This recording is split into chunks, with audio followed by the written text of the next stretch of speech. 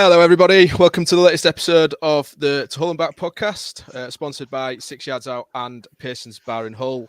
Aptly titled On Your Head, because all three goals were scored by headers. 2.5 favour. Very inventive stuff there, aren't they? Yes. It's better than the puns. Creative genius. Well, I had no assistants, did I? You guys didn't chime in. Will just likes to belittle me. Even in the private too easy.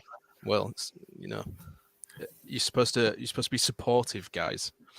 Right. So, quite happy pod.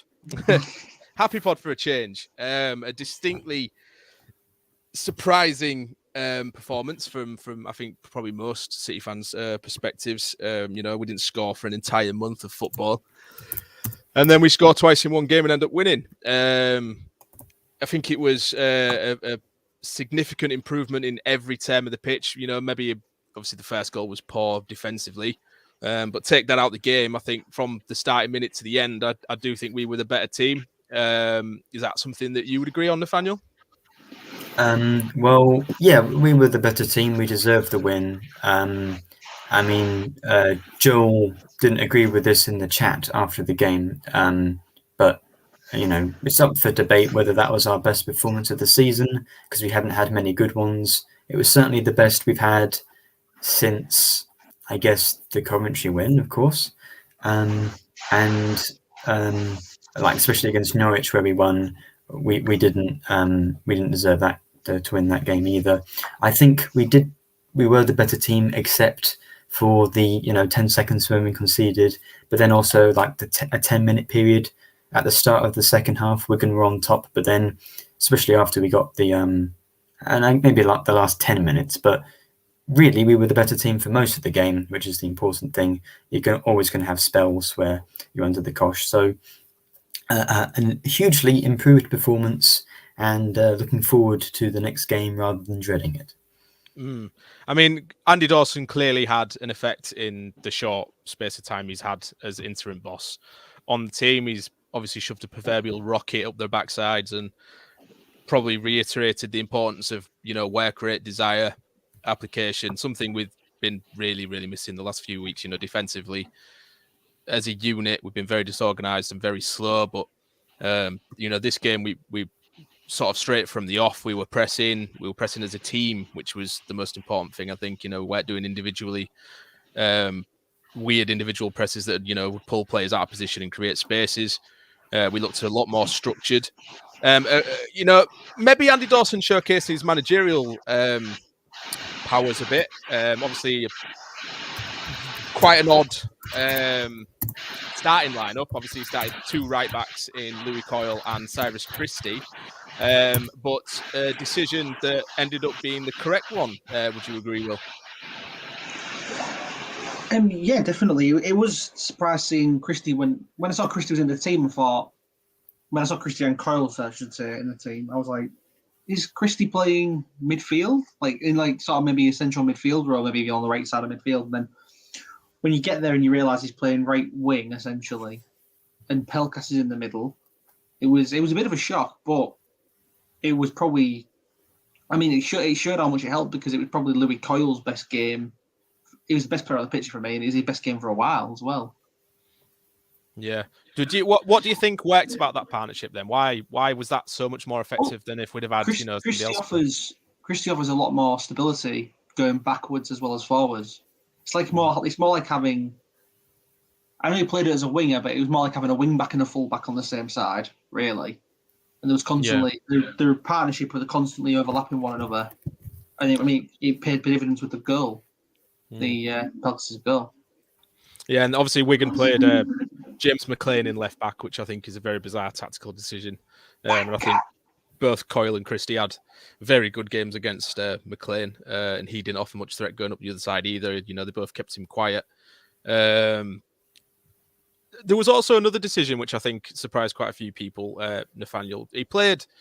Obviously, he moved Pelkas into the number 10 position and dropped Tufan a bit deeper. And again, that seemed to work a charm. And Tufan, maybe quite rightly coming to some criticism lately about maybe his application and his work rate and his lack of, coming back and defending. But this game, I would say from the first minute to the last, he was fantastic in both senses. Well, yeah, he did play well, and really, the way he was described to begin with was that he was more of a box-to-box player, and we haven't really seen the defensive side or the deeper playing side of him so far because he's playing in the number 10. And although, I mean, box-to-box midfielders usually do prefer attacking than defending, and especially Tufan, he's a quality player and he can score from distance and that sort of thing. You'd expect him to be a good number 10, but surely there are attributes that he's good going defensively as well, because that's where he's played. I think, well, surely when he's been playing at Fenerbahce with Pelkas at number 10, that when you're playing both of those are probably the positions they work well together in. So, hopefully more to come. We'll still see how solid we are away on. I'm jumping ahead a bit, but on Sunday we've got an away game. We'll see how well we do there with this new system. Maybe it's too attacking somehow, but with Seri's form, which hasn't been great to say the least, seeing a kind of back two of Tufan and Slater in the midfield, maybe that's the way to go. Yeah, I think we definitely looked more, like I said earlier, we seem to have a clear structure in the side, which I don't think we've seen for a few weeks, definitely. I was still petrified every time the ball went in the box, and that's something I'll actually ask about, Will. Set pieces, well documented, we are very poor at that this season, defensively and in terms of scoring them. But this game, we actually, I think, no matter how many set pieces Wigan had, we seem to deal with it quite well, and we scored one. So maybe fucking miracles. Is that another Dawson effect? Has maybe been working with them a bit on the training ground, trying to shore up them weak points that he's seen? I don't know if it's a Dawson effect. I think it's a bit of maybe more of a confidence effect, because the way that we were playing, we looked like we were, because we were on top and we had most of the pressing. Really, it was I don't know what I'm on about, to be honest, but I do think it's a confidence thing. Because recently, particularly in the last, as soon as we put our heads down, we seem to not even want to even attack the ball in any way, shape, or form. And I think Dawson, and maybe news of the new manager and like what other people said to them, they thought, well, we need to play for our places. So they were wanting to show as much as they possibly could. I think that had a big effect. Yeah, because I was going to counter you there, because obviously you mentioned confidence, but our usual routine lately is concede, early in the first half and die. And then that's the end of the game for us, because we can't create nor score goals. And when the other team scores, that's pretty much it for us. And then we end up conceding a second not soon after, and then the game's gone. But this game, completely different. We went a goal down, very sloppy goal. And you're thinking, oh, here we go again. But we pretty much straight away from kickoff, we're straight back at them. The heads weren't down at all. So perhaps that is probably something that Dawson's tried to reiterate to them, obviously, because he has said in his press conferences quite regularly that he's tried to hammer home the need to work hard, because, you can't expect games to just be won by coasting through it, just by turning up. And the way we've been playing this season, it wasn't sustainable. We would have, we'd be lingering around the bottom of the table for a long time. So he's probably got them all in, I would imagine anyway, and said, look, maybe showing some clips of past games. Why aren't you pressing there? Why aren't you going with him? You've got to work hard to stay in the starting 11, then perhaps drop Seri, maybe just to, remind him that this is a similar level that he needs to be getting to. As I just think that he's not had a good time recently at all, Seri. No, Seri's not. And I think, a few players have now maybe took someone like Dawson, who, has been here, done that. He knows exactly what's expected and has tried to, relay that information to the players. And because he understands kind of thing. And I think we needed that reset, that win. I think is just a huge moment for the season, because, if we'd have lost again going into Huddersfield away, I think, even with the new manager coming in, if he does come in time for it, you'd still be like, completely bereft of any optimism and confidence. But Dawson sort of halted that. He's put a halt to it. It's essentially like, for me, it's a reset. I wanted to point out as well, Nathaniel, Dogagan Cynic. Obviously, we've not seen much of him. Dokkan. Okay. He's Durkan. Okay. Sorry, guys. I only know that because of the highlights. Well, obviously, he came on for his first start after, I think, quite an impressive cameo against Luton. And he certainly looks quite the player. Is that something that you'd agree with? Yes. He's very good. He looks quality, and seeming as he's the joint most expensive player we've signed in the Championship ever, I would hope that he would be good. I don't think we've spent more than 4 million when we've been in the Championship. I think that's around the number, but at least one of the most expensive players, transfer fee wise. I don't know about wages that we've signed, and he's had a very small cameo, and he looked good in that. And I was a bit surprised that just only a few days after, seeming as he's not played in ages, that he would start. But a good hour for him. Looked dangerous, and definitely. It wasn't the exact front three we were expecting because Pelkas was playing at 10 and Christie was there. But seeing Pelkas, Oscar, and Cynic was great to see, because those are the three players that we'd expect to play almost every game if they're fit, because they're the big signings attacking wise. So, and shame Aliyah couldn't be there as well. But yeah, he looks really good. Maybe it will look like he might have more end product than Aliyah. He's looking to get the ball and whip that in. And hopefully he should get better. But on the ball, he looks very assured. And having him and Pelkas and those sort of players on the ball, we should be able to attack quickly like we did and counter-attack quickly, which I thought was one of our main strengths. We got the ball much quicker up the pitch.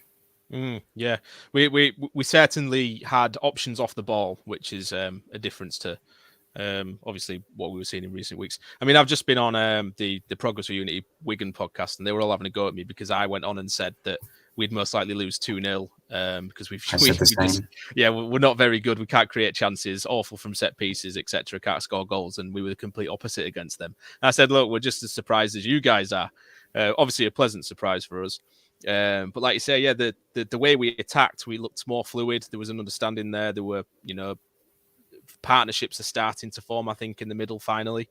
And people were actually coming for the ball, which is something we didn't see under Shotta. It was very static, and people were wanting to get involved, which I think is speaking volumes, maybe about the perceived lack of character in the side. Maybe they've just gone out there and proved us wrong. And perhaps it was just a lack of guidance under Shotta. Could we put it under that? Or is that just a bit too maybe cynical for Shotta? Well, I'm very surprised character-wise that we actually came back from behind to win that. I could understand if we'd got a first goal and that we'd push on and build confidence, but especially because we conceded early goals in the last two home games against Luton and Stoke, then we've conceded a bit later. The fact we got a goal so quickly afterwards showed that they really did want to come back from, maybe they just thought enough is enough, we've lost too many games, and, there's a new manager, we've got to, impress the new man who's in the stand. They probably would have known about that. But yeah, to win from behind is always delightful, and hopefully they show more character and they keep showing it rather than just a one-off to impress the new manager. I think it's probably worth giving a mention to obviously the three former City lads that were in the Wigan lineup. I think obviously Will Keane scored. It was going to be one of them that scored, wasn't it? Let's be honest. I prefer it being Keane and Josh. Yeah, and McGuinness, I think, and I mentioned this on the Wigan podcast before this. I think he went in intentionally with the game plan to just try and wind up as many of his old mates as he could, because he didn't seem to really offer much to Wigan at all. That was the Josh McGuinness that I remember in the Championship. Definitely was, he was ineffective. He wasn't really involved. My favourite bit was him kissing the badge as he left the pitch. Yeah, very odd. Badge kissing weasel. Badge kissing weasel. Oh, you bastard. But I think he was quite fortunate to stay on the pitch after his altercation with Coyle. I think if we'd have had VAR, I think he'd have had his marching orders in that. I've not seen that back. But... As someone actually at the game, I also don't know exactly what happened. Yeah, so he pretty much stamped on him, and then they both went head to head. When the players sort of butt horns like rhinos. They did that, but McGuinness sort of pushed him away with his head, kind of thing. And obviously, we've seen, that can be construed as red card. If the stamp wasn't already a red card, there should be at least 2 yellows involved in there. Do have a look back though. See if you agree with me. I might be being a bit harsh, but I definitely think he should have got his marching orders there. And then Ben Amos was got a hole in the middle of his gloves keeper that I remember. The second goal, I think he could have done a bit better with. It was a power header, let's be honest. The first one, maybe being a bit harsh because it was from close range. Well, he got something on both of them, so maybe we're a tad fortunate to score those. But as you say, bullet headers. Yeah, the second one, I mean, obviously Estepinian kind of had a fantastic August, and then like the rest of the team didn't really score in the last month. Looked a bit more up for it tonight, I think. Was really making a nuisance of himself. Like Dawson said in the post-match interview, Oscar's the kind of striker that defenders would hate to play against because he just is, no matter what loose ball is played in behind, he's got no chance of getting on the ball first, he still goes for it. So he still makes them run those extra yards. He still puts a shoulder in. He gives fouls away.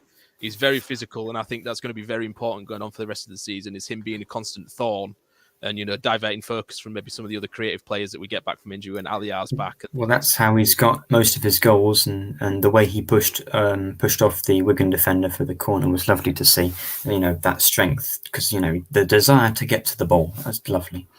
And I think he saw it was his forte before he came here, using his bonds. Yeah. And that was some impressive. I mean, the way that went in, the power. And I think it's quite funny to note. I think someone posted on Twitter a video that I think Will Keane actually pulls the defender that's marking him back, which loses him that extra yard. He always loved us. Yeah, Keane. He got his goal, and then he wanted us to win. He's got a couple of comments. Why isn't Mac getting a look in the back line? I mean, I think this probably raises a good point. I think the back four today were levels above where we've been before. Greaves has been, a shadow of the player we remember. And Alfie Jones has had a poor season, but he's had a haircut now as Jones, and he seems to be back to the old Alfie. They both looked like they were a strong partnership again. Is that something that you share a view with, Will? Oh yeah, they were great in defence, and I think it does come down to a difference in the tactics that Shota was putting out and a difference in the tactics that Dawson's put down. And I think if what's been said about if it is Pedro Martins, it should be, just in case if it is. What's been said about the way he plays football, it might not be too much different going forward as well, the way that they played last night defensively, which is a good sign. I mean, I do think it's quite harsh that, obviously going back to his question, I do think it's harsh that we haven't seen McLaughlin introduced into the back four at some point. I mean, we might do now. We change the manager. That might have been just a Shota thing. Maybe Shota just didn't fancy him. Yeah, perhaps. I mean, given the form of our centre-halves. Maybe there's something behind the scenes we don't know, because he's not. He may not have shown something in training. You don't know. Yeah, and he did concede 2 against Bradford. That's what everyone's forgetting. He was in that. Yeah. He was in that Bradford game, and he didn't. Of course, that's just the one match where he's not but match fit. But hopefully, we don't need him, and we can just keep on with these two. But yeah, cutting the hair seemed to have worked for Jones, and he almost got a goal as well, which was a shame that the keeper saved that. I mean, and it's just annoying. We scored 2 headers, and neither of them were Greaves. Yeah, there was a couple of good crosses aimed towards him, I think, and the keeper collected. He never got near it. No, Jones came the closest.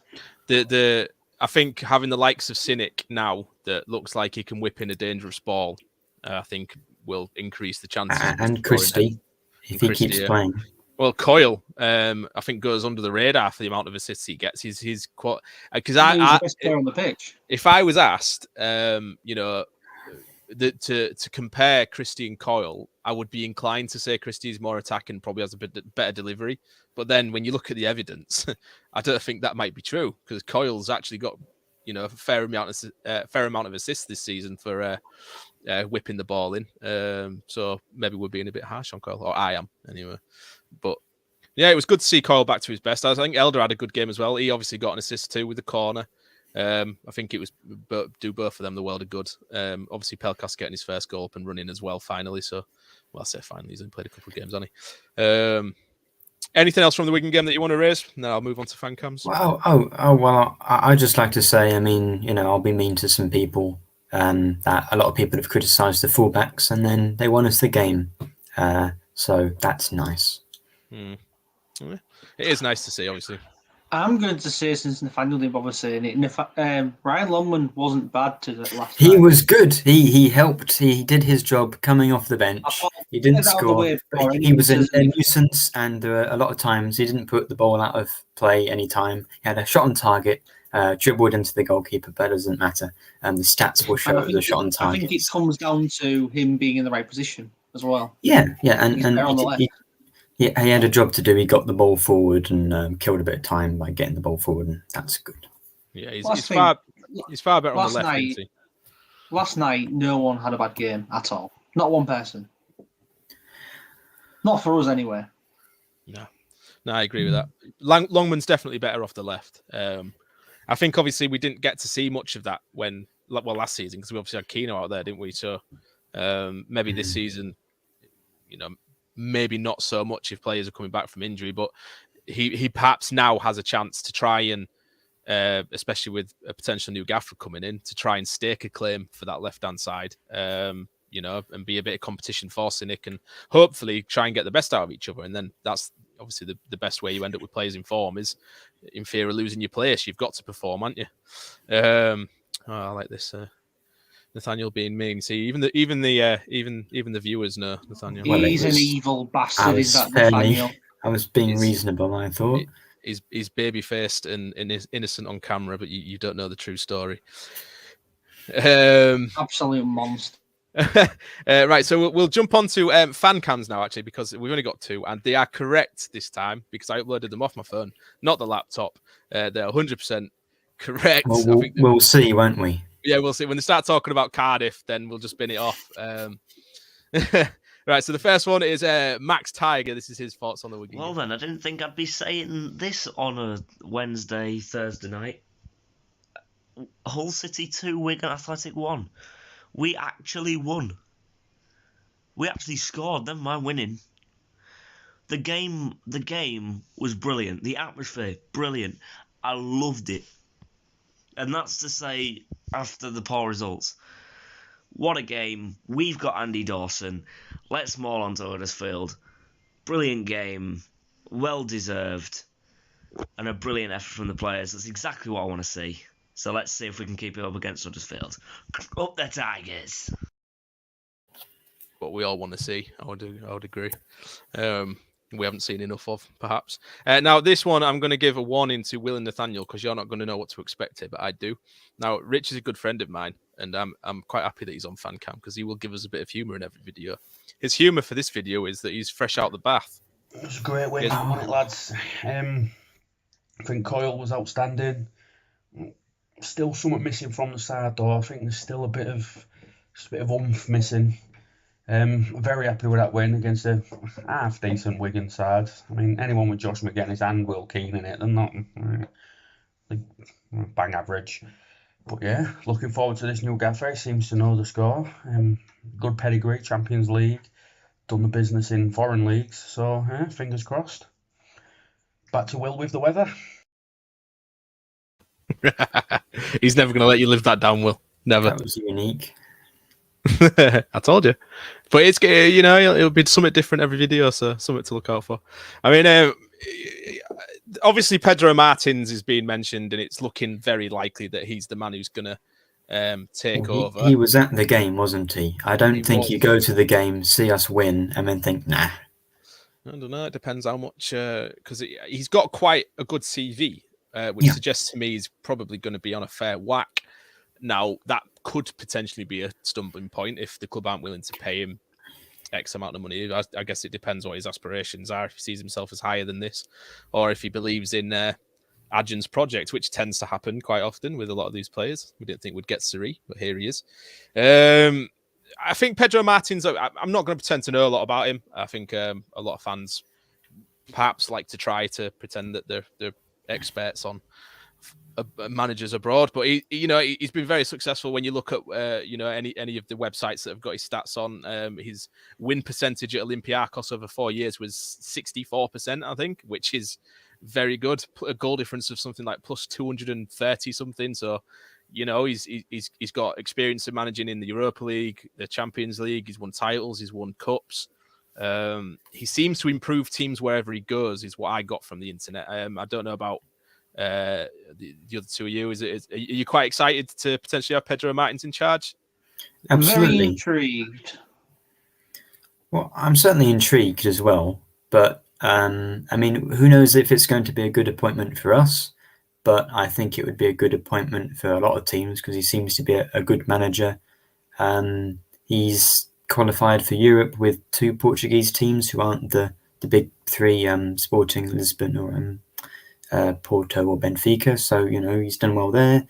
And yes, same with Marco Silva when he came in. Remember that big Paul Merson rant on Soccer Saturday, that like the Greek league's so bad they don't release the fixtures until like a month for the next month.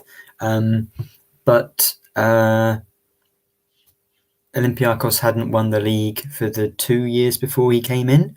So even though they had won, I checked it was 19 out of 21 league titles from like 1997. They hadn't won in the 2 years before he came in. So even though they usually win, they hadn't done, and he improved them and got them back to where they were. So it's not like winning the Premier League or something, but it is positive. And he's won the most ever European games as Olympiacos manager, and they're always in Europe in some competition. So, and he's beaten Arsenal twice in the Europa League. I mean, there are a lot of good stats you can throw out.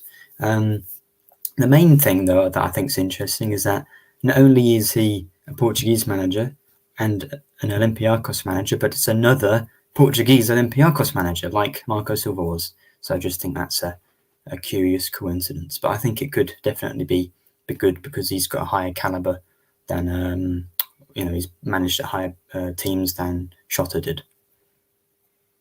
About you, But does he have championship experience? No, but the Champions League... You have to have championship experience, and if you don't, then you're a complete idiot and you're not good enough for this league. Because as proven with Chris Wilder at Borough and Bruce at West Brom as we speak, they're doing marvellous jobs and they've got plenty of experience. Yeah, I mean, it can help, but I mean, our players don't have... It's a shit argument, essentially, is that? Our players don't have championship experience, and, like, they're good, hopefully, so, they can adapt It's a flawed argument that I've never got when it gets brought up. I mean, I understand it. It does help sometimes, but any managerial appointment can be a risk. Yeah. Every managerial appointment is a risk. I think another thing is that... rather than just championship experience, he's played or he's managed about twice the games Shota did. So, he's been around longer. And I think that's a positive. He'll have gone through more tough moments than Shota did because he's had a long career. So hopefully he's learned more. And the fact that everyone's saying it's a coup makes me think it's going to be a coup. If we get him financially, maybe something will go wrong. But I think it could be a very good appointment. I think the thing to note is that, maybe you don't have championship experience, but if you're managing at the highest levels of football, like, your Champions Leagues and challenging for the titles in top divisions, I know obviously Portugal, Greece, etc. is not exactly the Premier League, but they are decent leagues, and we obviously got Oscar from there, and he seems to be fine with it. I think obviously the Championship is just a very different type of league, isn't it? Something tells me that he'll be able to adapt fairly quickly if he's got the success that he has on his CV. He's obviously got the brains to adapt and things like that. And Wolves are after him in the Premier League, and we've somehow stolen from under their noses. So I don't know. If a Premier League side are willing to put a risk on him to try and keep him in the Premier League. Isn't every Portuguese manager on Wolves' shortlist? To be fair. Yes. Yeah, and Brazilian and Spanish. Yeah. Yeah, most likely. And Mexican, maybe. We've got, yes, most likely. most likely. Yeah, I mean, but we just hope he gets sacked because, like Premier Marco League. Silva did at Porto, he didn't wear the right suit after the friendly match after we've won the Champions League in 6 years' time. That sounds horrendously out of context if you're listening on audio. Yeah. So we had a Yes. comment that said, "I will predict sometime in the future that he will get sacked," which obviously, given modern day football, tends to be the only way that managers go. Might not. He might be ticking over Guardiola. You see, it made me laugh because whenever any manager that you mentioned that you could want or possibly be in charge of Hull City, it was but they failed at this place. Yes, that's why they're unemployed. Every manager does, Every manager is technically a failure if they're available for a job because they've just lost it somewhere. Yeah. Then Yes. one thing I would say is that I don't think he's been. I don't know whether he's been sacked. He probably has, but he seems to have. I was looking through his Wikipedia, and he seems to have stayed at clubs and then resigned, which is something. So he's not been forced out. So But most that's importantly, something. resigning after leaving them in a far better place than he found them. Yeah, that's a positive, isn't it? And we want to be in a better place. Yeah. So it's not like he just jumped ship when it's all going wrong. He leaves because he feels he's taken them as far as he can. Which obviously, if that's us mid-table in the Premier League, then fair play. It sounds like we could have done it with how good he is in Europe. It sounds like we could have done him when we had our brief Europa League stint. Wasted opportunity that was. Right. So I'm expecting him to be announced before Huddersfield. If he doesn't, I'm not entirely. It's not like I'm going to be heartbroken that Dawson's in charge for another game. If he can, instill that kind of performance, then let's see it again. Problem is, actually, we'll do the game before we go on to Huddersfield, shall we? Because as in we're playing a game. Oh, That's yeah. exciting. We're filling the blanks Oh, one, God. right? So because you and Tom, obviously didn't do very well with the last one, should we say? I was perfectly fine with that one, but you won't let me answer questions. I've gone, because you knew them. I sent you the pictures because I might not have been on. Right. Well, how am I supposed to I knew know? him I was anyway. barely born.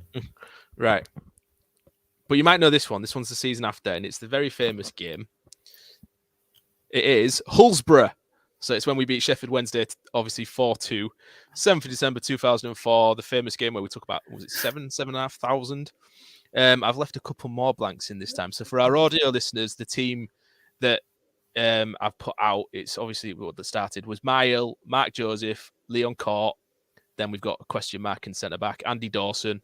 Midfield of Ryan France, Ian Ashby, question mark, Stuart Elliott. And then the front two are also question marks.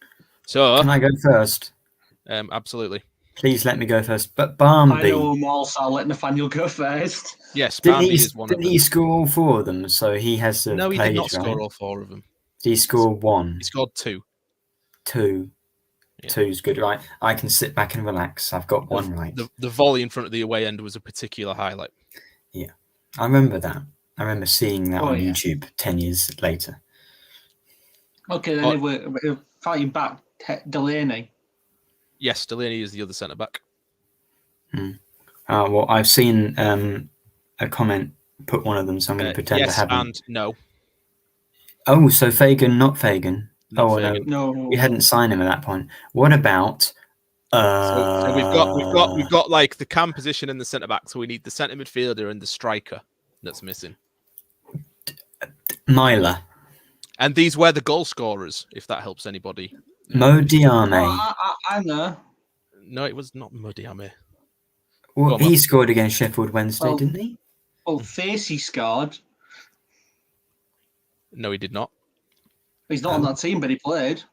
So he must have scored. It was Allsop. I'm pretty certain it was Delray Facey. I've heard of Allsop vaguely. Ryan? Facey started in that game. Don't you start this one? No, Brian Allsop's like a goalkeeper nowadays, isn't he? Yeah, Danny Allsop was our Aussie striker. Oh. Yeah, I have no idea. This is before my time. I'm going up the years as we go along. You'll get there. Well, maybe when we get to like last Also, week's definitely didn't lineup. start that match. I could know do he that. didn't. I've got the BBC page up here. The starting lineup was Mael, Joseph Court, Delaney, Dawson, Elliott, Ashby, the player that's blank, France, Face it. Oh, yeah. You're correct. Vindication. Yeah, you are correct. But he did Well not done. score. But he did start, so I'm correct. But he did not Dean score. Marnie. I said they were all goal scorers. No. No, we didn't have Dean Manny in League One. Bullard. Nathaniel, I'm stop. slightly go for it. Will, finish it off. Olefingina. I can't remember his first name, but it was Keane. Michael Keane. Little Michael Keane. So Scored a many, penalty. so many Keanes. Scored a penalty, which I actually missed because a lot of the fans didn't get in for the first 10, 15 minutes of the game because of the buses outside or something were stuck. And I was Then one they of go those. with Hesselink. Right, it's over Right, now, this is Nathaniel. getting ridiculous. Yeah. Have we named them all? Oh, okay. So yeah, that's the obviously the complete team sheet. Oh, well, I It's got also one. incorrect. Swapping I'm Allsop quite happy for with that. I don't know why Allsop's on there. But You do this game and you still pick the wrong 11s. You gotta do more research. You're here, letting Andy. us down. yeah, all right. So Huddersfield next. Moving on. Obviously, we're not very good away from home this season, and I think it's a perfect opportunity for us to put that right. If you take away the fact that all the omens are against us and that Huddersfield are down at the bottom of the table and we're on Sky, and being the charitable team that we are, we tend to give away 3 points to these kind of teams, but we've only Is it picked on up Sky? I thought it was just It moved is. because of the police. Sunday at 12 o'clock on We Sky. are Yeah, but Sky. because it's Huddersfield, the West Yorkshire Police like to play us at lunchtime anyway, regardless. Yeah, it's on telly, unfortunately. But yeah, we've only picked up 2 points away all season, and going to the end of last season, we're probably a long time without a win away. Has it become an issue? Are we worried? No, it because is it's a new wi- manager, new Yeah. clean slate. I'm not really bothered. It is an issue, but I'm not worried because I think hopefully we will at Yeah. least get something out of the game and sort of reverse that a bit. Would you take a point? Yes. Yes, I guess. Yeah, sure. Why not? An exciting score draw, seeing as we're going. Yeah. Yeah, we don't really do clean sheets, do we? So it's going to be a score draw if we draw. Yes, well, yeah, I'm hoping for a win. I mean, are we all going? Yeah, we're all going, aren't we? Full podcast outing, isn't it? You're actually that's going on to my team. games. What's going on, lads? I've been to. I'm sorry, I'm letting you down there. Yeah. But do we not? Would you start the same 11 then? Are we change anything, or don't change your winning team? Don't change anything. Yeah, I don't think we've got other options on the bench that would improve our team necessarily. Doherty perhaps a little unlucky to not start last game. Perhaps, but then who would you Possibly, drop but him look for? how it went. Yeah, I mean, I'm just poking. Because holes if you in drop Slater, then all of Twitter will be all over you. So, and I don't think you want to drop Tufan or Pelkas. I think Slater's our player of the season so far. I wouldn't drop him. I have Slater above any of our midfield choices at the minute because he's just consistent. So who would you drop for Doherty then? Well, if form-wise before Wigan, it would have been Tufan, wouldn't it? But Yeah, you know, but we've played he's- against Wigan now, so who would you drop for Doherty? Answer the question, Ant. It's away from home, so maybe we need to be a bit more solid than attacking. So I wouldn't, be heartbroken if he drops Tufan. Boo! New manager, we've got to, put these teams to the sword. Yeah, but to be fair, it would be nice to obviously get a winner from a side that's probably only bottom because Coventry are 3 games behind because of them not playing at home. I think you need to be looking at trying to get 3 points from there. But if we get a point, obviously it's momentum gained into and 2 unbeaten to give that platform. And hopefully the new manager's in, like we say. But if Dawson's still in charge, if we get similar performance levels from everybody, I can't imagine it will be a disappointing game. Because to me, even if we're losing games, you just want to see the performances, don't you? And I think the problem under Shota was we were losing, but we just were playing awful too. We were always going to lose playing like that, weren't we? Yeah, and Dawson sort of reinstilled some work ethic and confidence in the side that hopefully carries into Huddersfield now, and players have realised what they need to be doing to apply themselves to the rest of the season to try and get positive results. You've got to grind in this league, aren't you? You can't coast at all. Players probably going into their natural positions. Pelkas was quite vocal in his post-match interview that he's a number 10. That's where he likes to play, and that's where he was played. And I did think he looked a lot more dangerous. He took his goal well. I didn't think we'd be signing him to score headers, and it was very good finish. So have a little comment about Doc. He's not finished. He's only 28. Doc made us stronger when he came on. If he started whoever we brought on, would they make us stronger? Well, maybe he's a good option on the bench because he's got that energy. I disagree with that for the same reason. He'd be great coming off the bench, adding some fresh legs and a bit of fighting midfield. I don't think you can watch last night and say, no, someone else should have started after the way they played. Yeah, no. But obviously, people are just, you can't forgive the last month either, can you? One game could just be a flash in the pan. Wigan, I think, probably played a few levels. You can't decide your starting 11 based on. Right, you can't. You've got to base it on the last game. You've got to go game by game. But people. I'm just trying to defend why people would have similar logic towards team selection, because sometimes home and away can be different entirely. Sometimes people can have, like, maybe at home you want to play more offensive players to be on the front foot, and away from home you want to be a bit more solid. So you swap a couple of players out tactically. That's what your squad rotation's for, isn't it? So you can't always just play a winning team. I don't get how you could justify dropping from steady on Southgate. No, obviously with this game, I'd like to see I would personally like to see the same starting 11, because, like you say, not a player really put a foot wrong in that game. And if this now gives us a chance to try and build a set of results to try and lift us away from that bottom three and back into like the mid-table where the pressure's off a bit more, and obviously encouraging performances like that, it gets the fans back on side, doesn't it? Because I think the atmosphere I could hear from through my telly was a lot higher than it was in past games. Even when we went a goal down. Good. Even when we went a goal down, I thought the fans were still there trying to spare them on. Whereas in other games, it was pretty much, it fell silent when we conceded the first goal because we were all resigned to defeat. So maybe I think that was partly because we started the game better, and even though we conceded, we were still on top even after conceding. I think that did a lot to it. Yeah. I'm trying to think if there's any ex-Tigers in the Huddersfield. I know Fraser Campbell's still there, is he? Fraser Campbell is still there. I don't know any off the top of my head that are there at the moment, but I'm just going to look through their squad. Yeah, they've got a couple of danger men. They've got a couple of danger men, obviously, in the likes of that Sorba Thomas is very good. Set piece wise, has very good delivery. Got a lot of assists last season. Has done so far this season. They're on the back of a 3-3 draw at Luton. A good result away. I think they took the lead twice and then went behind and then brought it back. So, they're clearly fighting. They've got a new manager, Mark Fotheringham. Not going to pretend to know much about him either. He seemed to be a player that played most of his career in Scotland and is now was assistant manager somewhere in Germany, and they've plucked him from there. So he's not got much championship experience. So again, he's probably learning as well. It's going to be an interesting game. I think I genuinely couldn't call it. So that's what I'm going to ask you all to do exactly right now. Will, what score is it going to be? 4-4.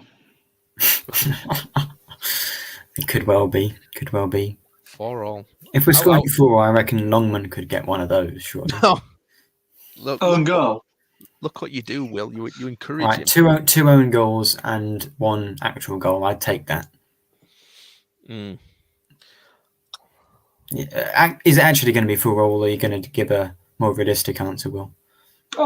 This is a serious show. Can't be fun anymore. All right, then 1-0 City. 1-0 City. 1-0. We're going to keep it clean sheet.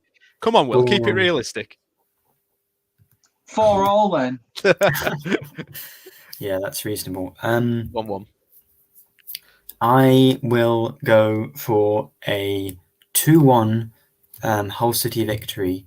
In the last dying seconds of the game, Longman will score one off his shin, and I will go crazy in the away stand, and Pedro Martins will start his Hull City career with 3 points. No, I could see us getting a bit of momentum, and Huddersfield aren't a great team. I think we could be dangerous on the attack. What a potential banana skin! Like I said, it's It's against a side that's desperate for points, and it's on telly. And what We're happens? desperate. We also have a shit record against Huddersfield in We do. Huddersfield. Away at To be Huddersfield, we fair, have been very poor. if it was his first game anyway, and he's implementing new tactics, I wouldn't consider it the end of the world if we did lose. No, I would. I'd be conning through his head already. At least if the That's just performance is typical of there, you. and you can see clearly what they're trying to do, kind of thing. Yeah. Was the last time we won there, Will? Was it? Was it Bruce- George Bruce- Boyd? Yeah, Boydie's goal, 2013, The bubble match, 14. where West 13, Yorkshire police acted 13. like a bunch of meths and decided we couldn't do anything. Yeah. So nearly 10 years since we've won there. But we got promoted. Last time we scored there was 2016, I think. Yeah, So we drew a goal.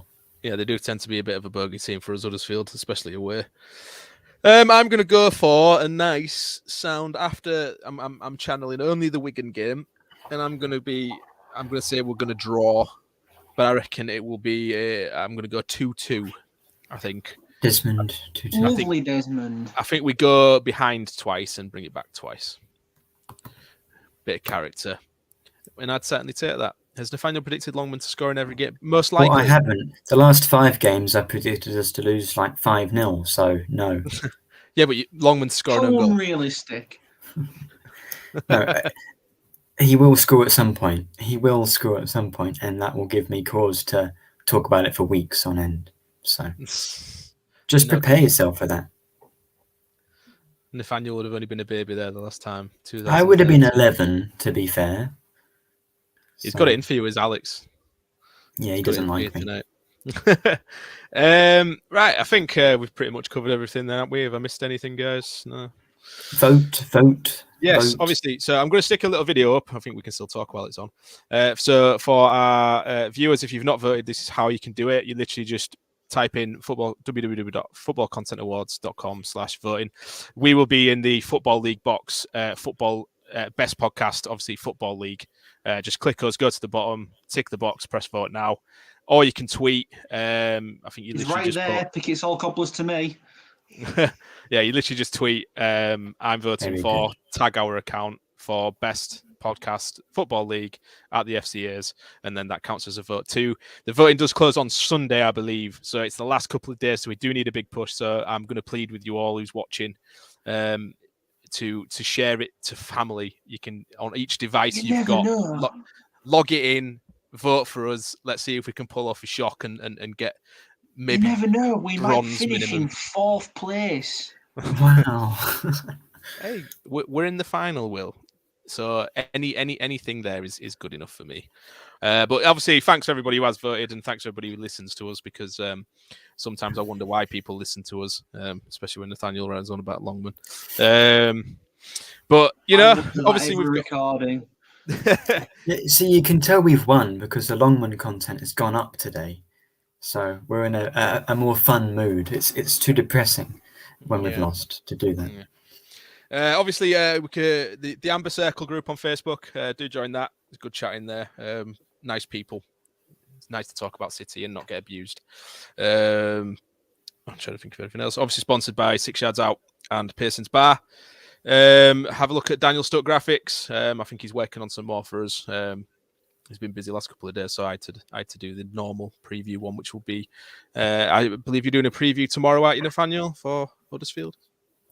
If you've arranged it for me, then yes. Yes, I believe it's coming on for 8 o'clock. Yeah, I think 8 o'clock Friday. Wonderful. Live from the train, I believe. Yeah. So obviously, all the trains on strike. How's he doing that? Not every single one. The ones the fucking Huddersfield wear. Certain services, in it, I think. But yeah, so obviously tune in tomorrow for Nathaniel's preview shows. They do tend to be quite popular. Not jealous at all. 2 out of 3 speaking sense ain't bad. Which 2? I'm concerned now. Nathaniel's gone, and yeah, we're booting from stream just in case. But yeah, everybody who listens to us has voted for us. Huge thank you. Thank you to the sponsors. Thank you to the partners. Thank you to Will and Nathaniel for joining me. This has been episode 61 of To Hull and Back.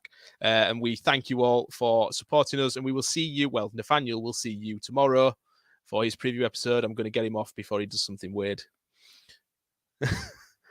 Bye, guys. Thank you.